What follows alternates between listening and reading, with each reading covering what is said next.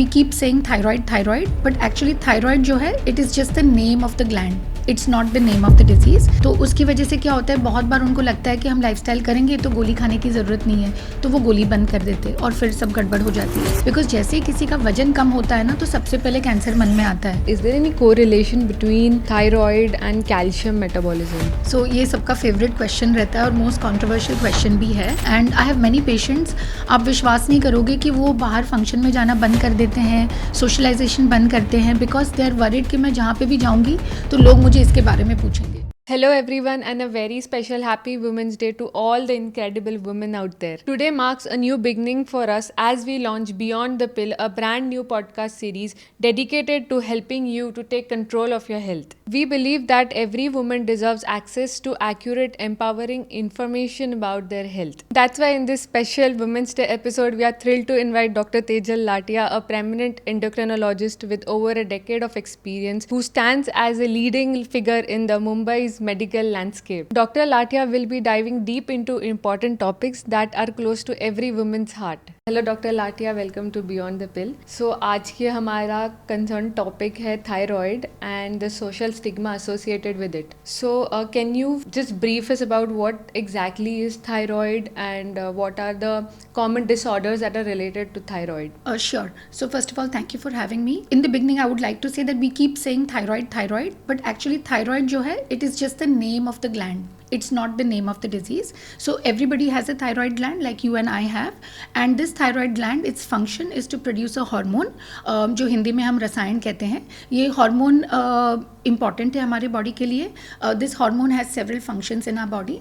Mainly it helps to keep our body in good health, our sleep, our weight, our skin, our hair, our menstrual cycle, जैसे हम periods कहते हैं, ये सबके लिए ये important है. जब हम disease कहते हैं या कोई कंडीशन कहते हैं तो दो मेन टाइप की होती हैं.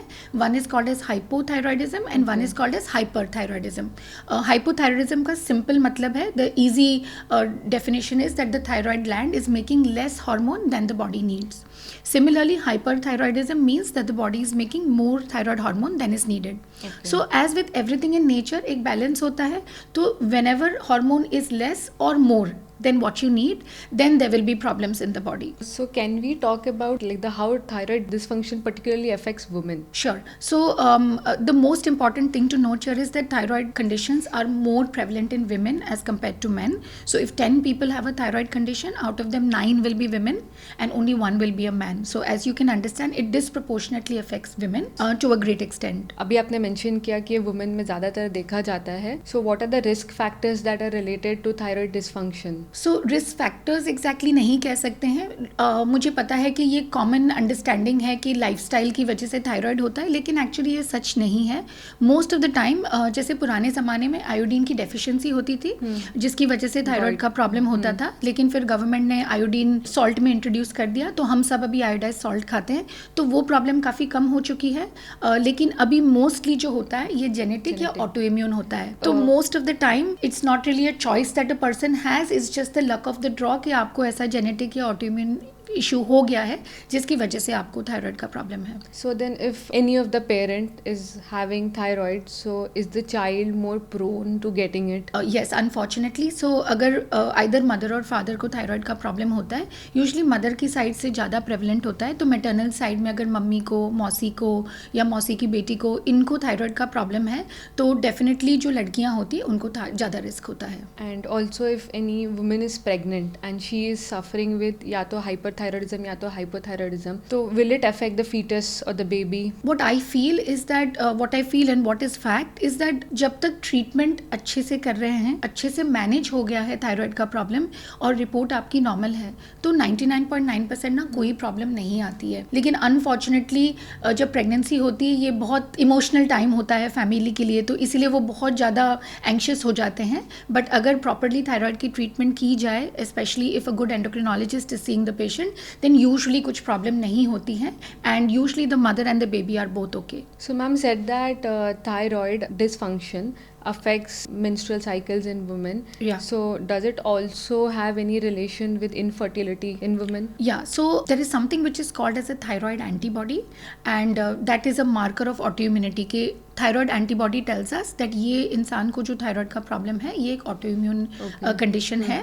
तो in women who have a high thyroid TSH, जो TSH होता है that is an indicator of thyroid normalcy. Okay. So TSH की रिपोर्ट अगर ज़्यादा है और एंटीबॉडी पॉजिटिव है तो yes there is a slightly increased risk of miscarriage. Okay. कभी कभी उस प्रेगनेंसी में ब्लड प्रेशर बढ़ सकता है, कभी कभी ब्लीडिंग हो सकता है प्रेगनेंसी में, और वेरी रेयरली डिलीवरी जल्दी हो जाती है. सो मैं ये नहीं कह रही हूँ कि ये सब प्रेगनेंसीज में होता है, and most of the time अगर ट्रीटमेंट प्रॉपरली चल रही है, रिपोर्ट्स आपकी ठीक है, तो मोस्ट ऑफ द टाइम ऐसा कुछ यूजुअली होता नहीं है. When should a woman start checking her thyroid levels?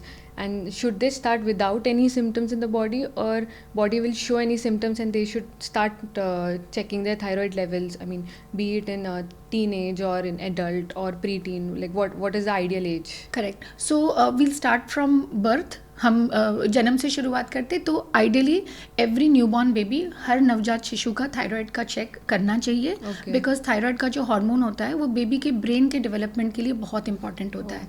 So there is already a system in place, and अपने देश में every single baby which is born तो उनका थायराइड टेस्ट किया जाता है.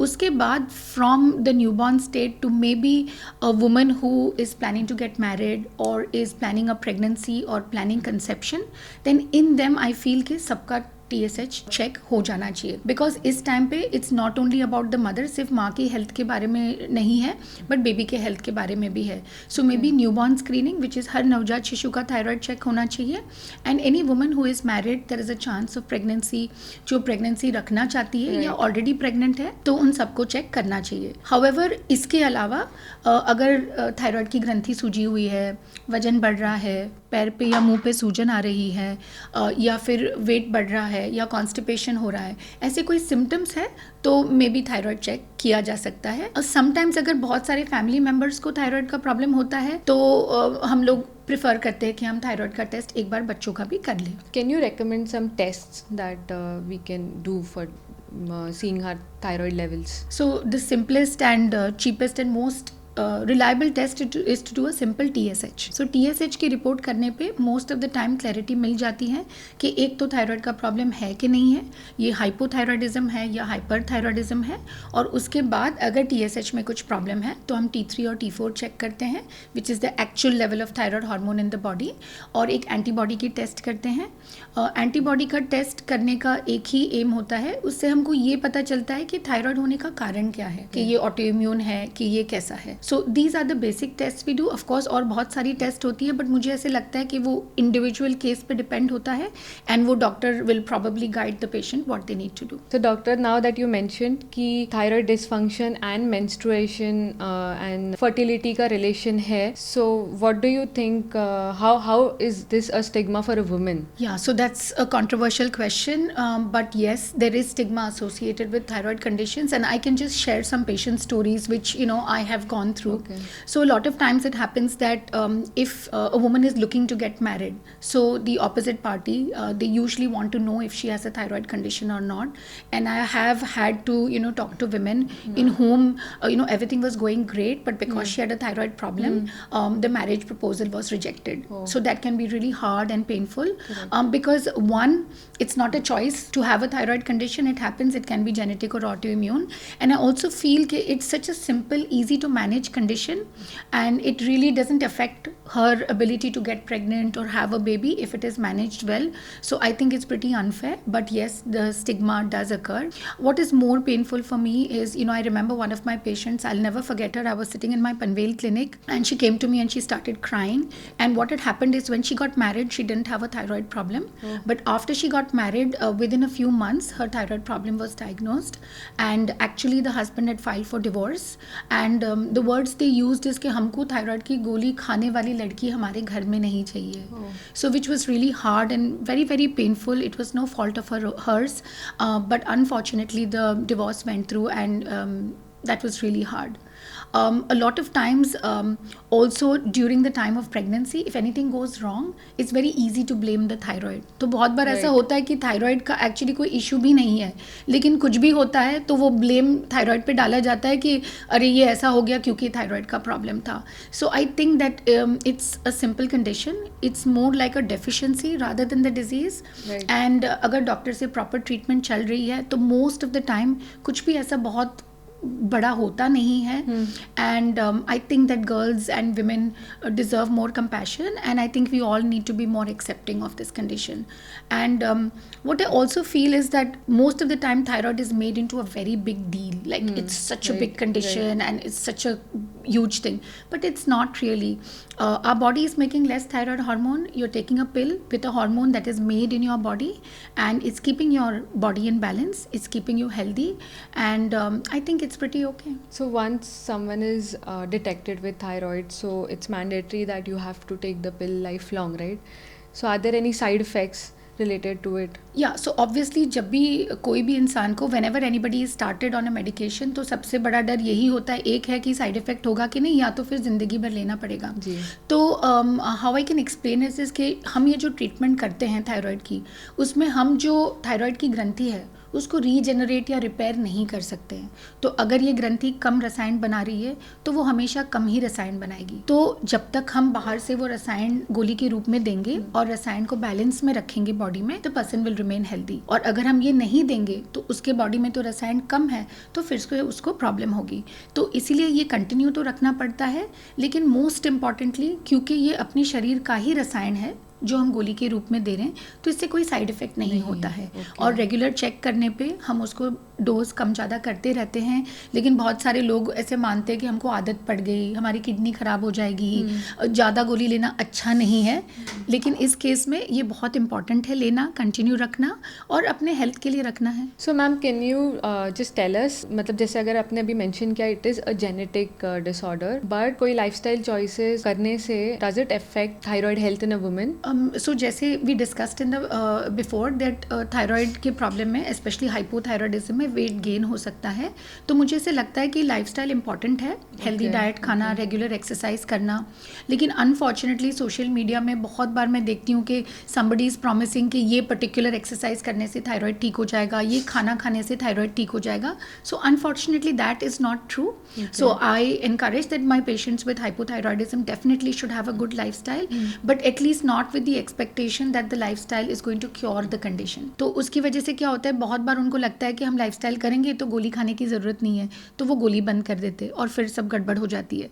तो हेल्दी लाइफस्टाइल इंपॉर्टेंट है हर किसी के लिए, even in people with thyroid, but उसका ये मतलब नहीं है कि हम गोली बंद कर दें या हम ट्रीटमेंट बंद कर दें. At least it will help to not worsen the condition. Correct, exactly. So the best thing about it is that if you have a healthy lifestyle तो इतना ज़्यादा आपका वजन नहीं बढ़ेगा, आपका मेटाबॉलिज्म अच्छा रहेगा. एंड जैसे दो we didn't talk about this, कभी कभी थायराइड की वजह से ब्लड प्रेशर बढ़ सकता है, कोलेस्ट्रॉल बढ़ सकता है. तो healthy lifestyle will always help in managing the condition better. So ma'am, मैंने ज़्यादातर देखा है दैट पीपल आस्क कि वजन बढ़ाने वाला थायराइड है या वजन घटाने वाला थायराइड है. So can you just brief our viewers about it? Sure. So hypothyroidism जिसमें थायराइड का रसायन कम होता है, the one in which the thyroid hormones are less than normal, उसमें यूजुअली वेट गेन की टेंडेंसी होती है. बहुत ज़्यादा वेट गेन नहीं होता है, लेकिन थोड़ा बहुत हो सकता है. एक दूसरी कंडीशन है जिसका नाम है हाइपरथायराइडिज्म, जिसमें थायराइड ग्लैंड में से नॉर्मल से ज़्यादा हार्मोन या ज़्यादा रसायन निकलता है. इसमें वेट लॉस होता है, पेशेंट को बहुत ज़्यादा थकान हो सकती है, छाती में धड़धड़ होती है, उनको बहुत ईजीली उनको ब्रेथलेसनेस हो जाती है ना, श्वास फूल जाती है, और बहुत रेयरली उनकी ना आँखों पे इफेक्ट होता है. सो कभी कभी उनकी आँखें बाहर आ जाती है, बहुत बड़ी बड़ी दिखती है. जैसे हमने सोशल स्टिग्मा के बारे में पहले भी बात की, तो इस कंडीशन में भी ना बहुत ज़्यादा सोशल स्टिग्मा होता है. बिकॉज जैसे ही किसी का वजन कम होता है ना, तो सबसे पहले कैंसर मन में आता है. तो लोग बहुत डर जाते हैं कि वजन कम हो रहा है. दूसरी चीज़ है कि क्योंकि उनकी आँखें बड़ी हो जाती है या प्रोमिनेंट हो जाती है, तो बहुत बार क्या होता है कि वो जहाँ पे भी जाते हैं तो लोग उनकी आंखों के बारे में पूछते हैं कि आपकी आंखों को ऐसा क्या हो गया. And I have many patients, आप विश्वास नहीं करोगे कि वो बाहर फंक्शन में जाना बंद कर देते हैं, सोशलाइजेशन बंद करते हैं, बिकॉज दे आर वरीड कि मैं जहाँ पे भी जाऊँगी तो लोग मुझे इसके बारे में पूछेंगे. So it's sad and I think we need to be more kind to people who have thyroid conditions. Also, I have a very important question to ask, that is there any correlation between thyroid and calcium metabolism? There is no direct impact of hypothyroidism and bone metabolism और calcium metabolism. लेकिन जो hyperthyroidism होता है जिसमें रसायन का प्रमाण शरीर में ज़्यादा होता है, उसमें क्या होता है कि बिकॉज वो अपने मेटाबॉलिज्म को बहुत फास्ट कर देता है तो बोन में से कैल्शियम निकाल देता है. So that is called as osteoporosis. Osteoporosis simply means कि बोन्स थोड़े सॉफ्ट हो गए हैं. तो वो एक जगह है जहाँ पे थायराइड का रसायन ज़्यादा होने की वजह से बोन्स पे इफेक्ट होता है, कैल्शियम पे इफेक्ट होता है. दूसरा है कि अगर जो थायराइड की गोली दी जा रही है वो जितनी ज़रूरत है उससे ज़्यादा दी जा रही है, यानी डोज आपका नॉर्मल से ज़्यादा है, तो उस केस में TSH की रिपोर्ट 0 हो जाती है. Right. इस केस में ऐसा हो सकता है कि आपके बोन्स पे इफेक्ट हो और बोन्स वीक हो जाए. इसीलिए बहुत बार मैंने देखा है कि पेशेंट अपने हिसाब से डोज कुछ कम ज़्यादा करते रहते हैं, वजन देखते हैं और डोज कम ज़्यादा करते हैं. But rather than that it's a good idea to talk to your doctor and make sure that you are taking enough dose but not too much. Okay. So, any recommendations from your side to maintain the calcium levels along with thyroid function? So mainly in a young healthy person most of the time इतना कुछ ज़रूरी नहीं होता है, लेकिन specially women as they go in to their 40s और उनका menopause पास में आता है, उस टाइम पे मेनोपॉज की वजह से भी ऑस्टियोपोरोसिस होता है, प्लस ये थायराइड की बीमारी की वजह से भी थायराइड ऑस्टियोपोरोसिस हो सकता है. तो उस टाइम पे specially maybe post 40 closer to mid 40s it is important कि the lady takes calcium tablets, she takes vitamin D, she exercises regularly to maintain her bone health. So maybe more around the time of menopause, the calcium and that will become more important. So, ma'am, what do you think कि ideal diet है thyroid levels को maintain करने के लिए? So ये सबका favourite question रहता है और मोस्ट कॉन्ट्रोवर्शियल क्वेश्चन भी है. तो पहले के ज़माने में बहुत कहा जाता था कि कैबेज मत खाओ, कॉलीफ्लावर मत खाओ, ब्रोकोली मत खाओ, लेकिन मोस्ट ऑफ द टाइम ये जो वेजिटेबल्स हम कंज्यूम करते हैं उसकी मात्रा बहुत कम होती है. Correct. और वो यूजली कुक्ड होता है. तो most of the time we don't advise any particular diet for people with thyroid. We just encourage that they have a healthy diet which helps them to maintain their weight. And all of these vegetables can be consumed in proper quantity, minimal quantity. And more importantly कि आप आपकी दवाई ठीक से लीजिए ताकि आपका report normal रहे. तो फूड का बहुत ज़्यादा मेजर कुछ इम्पैक्ट थायराइड में नहीं होता है. So, basically सबका direct impact नहीं है, but indirectly they have some role to play with. Correct. Correct. For the maintenance program, right? So, because this is a Women Day special episode, any advice that you would like to give us to our viewers? So maybe to society in general that thyroid is a very simple condition. इसमें बहुत कुछ problem नहीं होता है, थोड़ा सा रसायन कम या ज़्यादा होता है, ये ट्रीटमेंट से बहुत इजीली ट्रीट हो सकता है. तो मुझे लगता नहीं है कि हमको इसको बहुत ऐसे कंट्रोवर्शियल या बहुत बड़ी बीमारी माननी चाहिए. ये बहुत इजीली मैनेज हो सकती है. आपके डॉक्टर के साथ संपर्क में रहिए, हेल्दी लाइफस्टाइल मेंटेन करिए, आपकी गोली ठीक से खाइए and that should take care of the problem. So, thank you so much for your valuable insights and knowledge, and happy Women's Day to you. Thank you, Dr. Chetna. It was really nice talking to you. Same And happy here. Women's Day to you. And Thank let's you. hope that with this video we are able to convince more people that thyroid is a simple problem Correct. and not something to be very worried about. Correct. Thank you.